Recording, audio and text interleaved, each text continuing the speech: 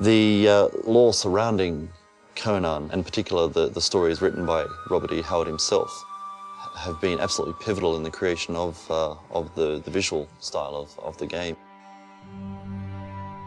Now, translating all of this information written through thousands of pages and into actual game graphics, game mechanics is a daunting task in itself. The descriptions are open enough to allow interpretation, yet precise enough to know what kind of look and what kind of cultures we're dealing with. It's taken us nearly 4 years to do, but I think we brought out the essence of his novels.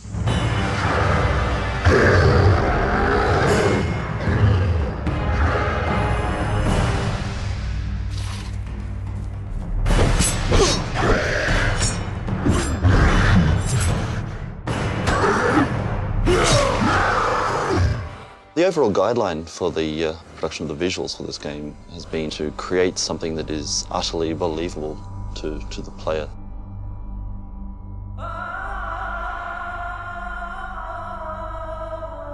The main style of Age of Conan is realism. It's enhanced realism, a magic realism, as we call it. I would say that realism is a starting point with our game.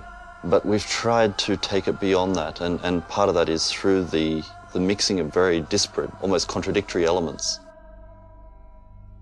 This monster will populate one of our many dark dungeons. Feel free to be tempted by the beautiful Asheronian queen, but do not touch, for she will kick your ass.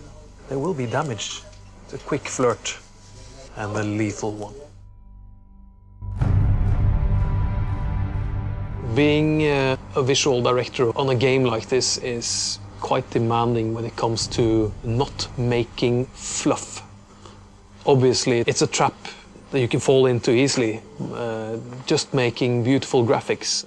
While our aim has always been to create cool visuals, we also have to bear in mind that we need to create functioning items within the game, items that will complement gameplay. For this location here, which is a marketplace, basically, you need everything from the smallest cockroach to huge treasure chests and shelves and cloth and what have you.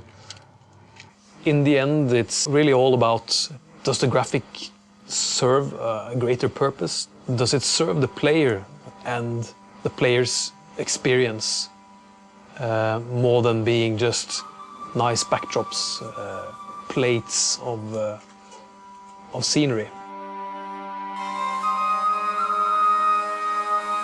You can see that the rough chip marks in the buildings, or with armor, you can see the dent marks and the hand crafting. As you see, textures and the way they thatch their roofs, and it's all roughly executed.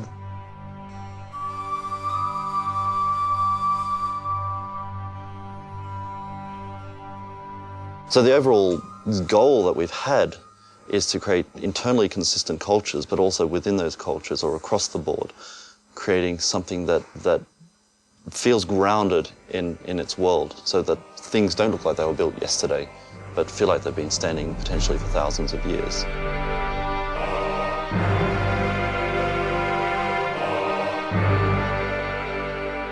Now you can really see how they've patched up over time.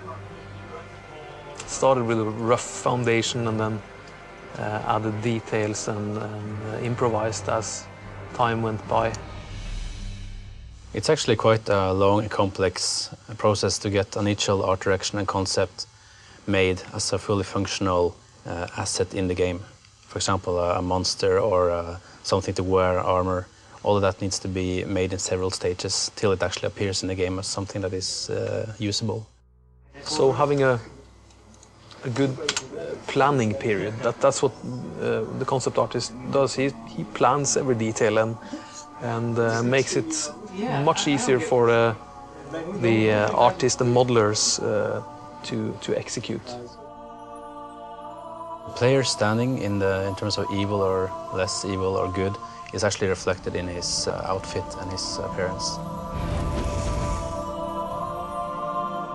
If you choose to be a demonologist in the game, then you will feel no pain when flames scorch your flesh. A demonologist will give in to his demons, and flames will burst out from within.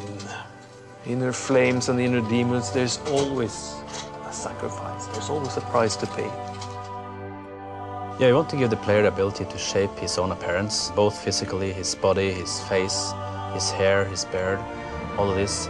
And in addition to that, you can also get different kinds of armors depending on the culture, depending on where he is in the world and what kind of awards he gets. So you will see a lot of different nuances throughout the game.